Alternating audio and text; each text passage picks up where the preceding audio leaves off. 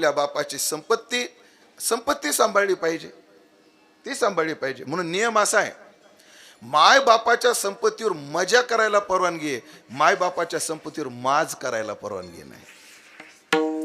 गरजेपुरतं संपत्तीचा उपयोग करणं, गरजेपुरता संपत्तीचा उपयोग करणं ही मजा आहे, आणि अनाठायी संपत्तीचा उपभोग घेणं हा माज आहे.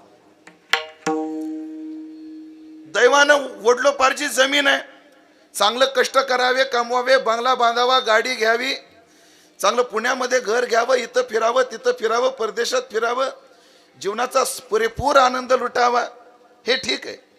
पण दरवर्षी एक एक एक एकर विकून आज जामखेडला, उद्या नारायणगावला, परवा चौफुल्याला, असला माज नाही. मायबापाची संपत्ती, मायबापाची संतती आणि मायबापाचे संस्कार. संस्कार कसे? मायबापानं आपल्या जे काही घरात संस्कार घालून दिले ते सांभाळले पाहिजे महाराज.